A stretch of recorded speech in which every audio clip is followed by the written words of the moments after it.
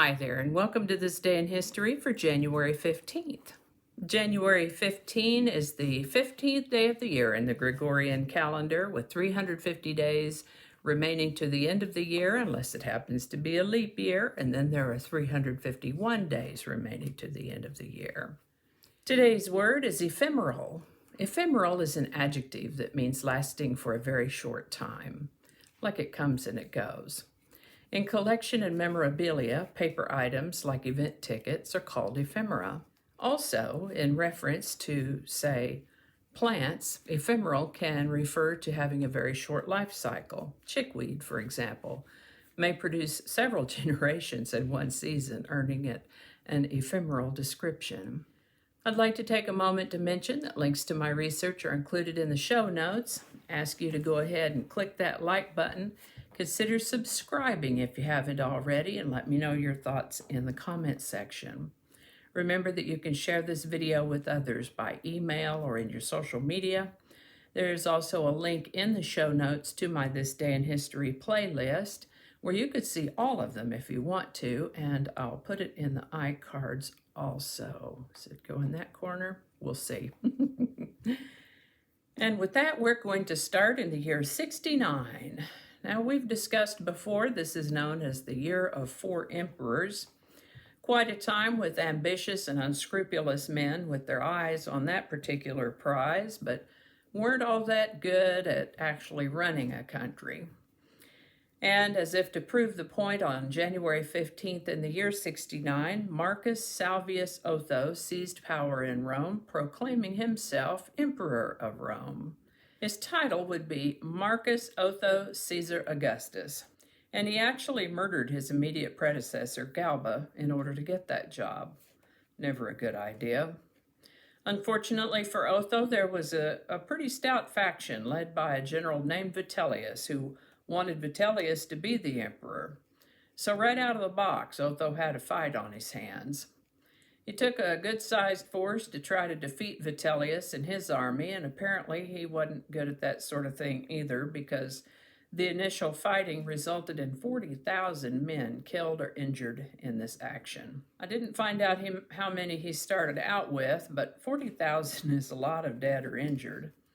I don't know if his conscience worked on him or if he simply saw the futility of his situation, but Otho committed suicide rather than continue the fight, and his reign only lasted 4 months. Elizabeth I was crowned Queen of England in Westminster Abbey, London, on January 5th, 1559. I'm happy to report that Elizabeth I was a much better ruler than Otho. Certain records may have been kept a little differently in the 1600s than they are now. That said, January 15, 1622 is considered the birthday of a French author known as Molière. He was actually baptized on that date, but that's all we have, so it is considered to be his birthday. He was a French playwright, actor, and poet, and is widely regarded as one of the greatest writers in French language and world literature. Got quite a head of hair on him, hasn't he? Molière lived to the age of 51. The British Museum opened to the public on January 15, 1759. Here's a little American Revolutionary War item. New Connecticut, now known as Vermont, declared its independence on January 15, 1777. On January 15, 1782, Superintendent of Finance Robert Morris addressed the U.S. Congress to recommend establishment of a national mint and decimal coinage. On January 15, 1865, Fort Fisher in North Carolina fell to the Union, cutting off the last major seaport of the Confederacy. Harpers Weekly was an American political magazine based in New York City and published by Harper and Brothers from the mid-1800s to the early 1900s. This magazine featured foreign and domestic news, fiction, essays, and humor, and was illustrated by artists of the day.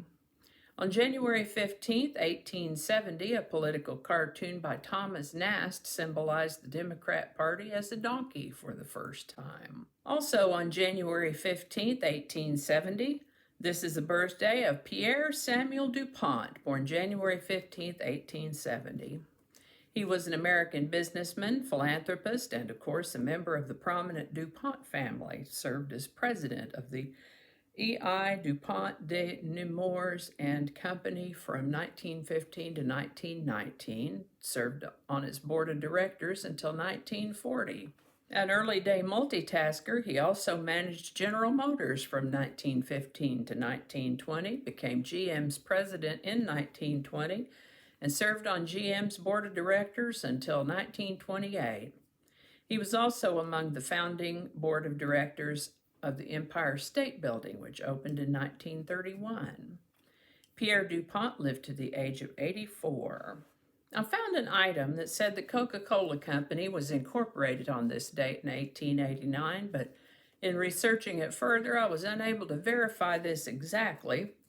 What I did find was that in 1889, Coca-Cola's inventor, pharmacist John Pemberton, sold the formula and brand to Asa Griggs Candler in 1889 for the meaty sum of $2,300.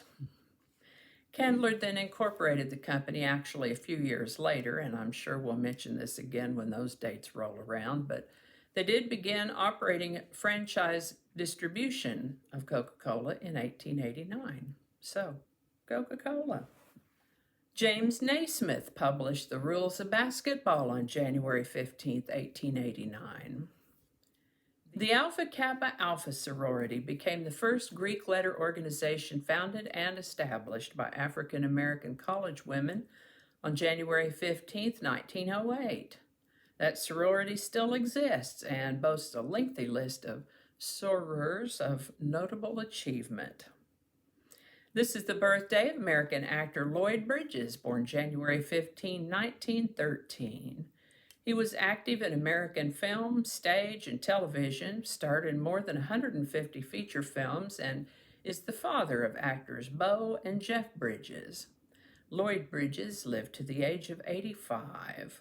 January 15, 1919 is the date of an event known as the Great Molasses Flood, or the Boston Molasses Disaster, or the Great Boston Molasses Flood. A large storage tank containing 2.3 million gallons, that's 8,700 cubic meters of molasses, burst, releasing 12,000 tons of molasses. This flood of molasses rushed through the streets at an estimated 35 miles per hour, which happens to be the speed limit on several of the through streets in the city where I live. Next time you're out riding around in your car, take note of how fast 35 miles per hour is, and that's how fast that huge wave of molasses was coming. About 150 people were injured, 21 lost their lives, and locals said for years that the area still smelled of molasses on hot summer days. This is the birthday of Martin Luther King Jr., born January 15, 1929. Pretty sure everyone watching this has heard of him. He was an American minister and activist and Nobel Prize laureate. He admired and emulated the peaceful methods of Mahatma Gandhi. Sadly, he was assassinated in 1968 at the age of 39. Yikes, there was a magnitude 8 earthquake in Nepal and Bihar on January 15, 1934. Somewhere between 6,000 and 10,700 people lost their lives in that one. The first building to be completely covered in glass, built for the Owens, Illinois Glass Company, was completed in Toledo, Ohio on January 15, 1936. The Pentagon was dedicated in Arlington, Virginia on January 15, 1943. For any of you true crime fans, the dismembered corpse of a young woman was found in Los Angeles on January 15, 1947. Identified as Elizabeth Short, she was only 22 years old at the time of her death and was posthumously nicknamed the Black Dahlia.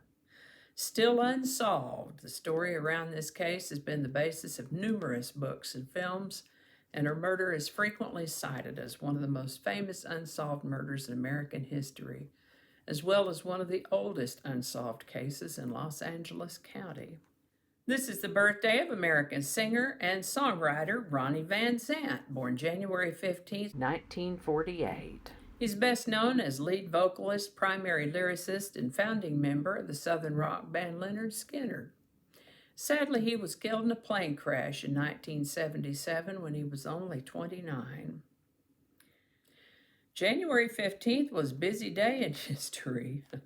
The first Super Bowl was played in Los Angeles on January 15, 1967. The Green Bay Packers defeated the Kansas City Chiefs 35-10. The Soviet Union launched Soyuz 5 on January 15, 1969. Muammar Gaddafi was proclaimed premier of Libya on January 15, 1970. Richard Nixon announced suspension of offensive action in North Vietnam on January 15, 1973.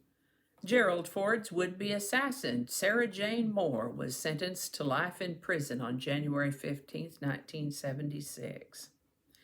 This is the birthday of lawyer, author, political commentator, and media host Ben Shapiro, born January 15, 1984.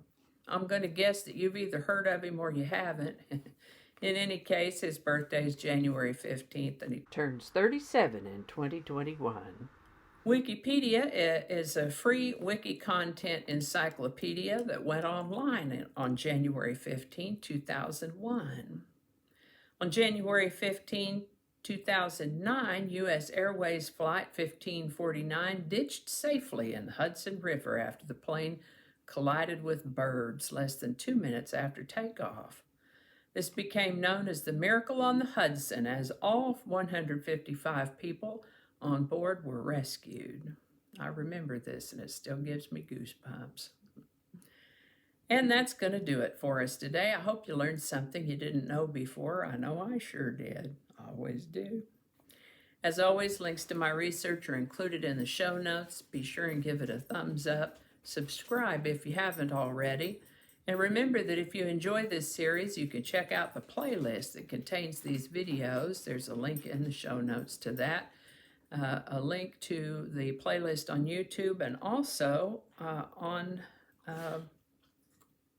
Blogspot. I have a Blogspot page where every day I go and link these videos up. Anyway, give it a like, subscribe. Feel free to share this video with others. I guess that's about it for now. Thank you so much, and I'll see you next time. Maybe just a little bit slower. No, it's not. Okay, hold on. Okay, I'm good. Great Boston Molasses. Okay. Ronnie Van Zant. Okay, we're going to do that one over. Ronnie Van Zant. Okay. Did I get the dates right on those? That's not a nice way to say it.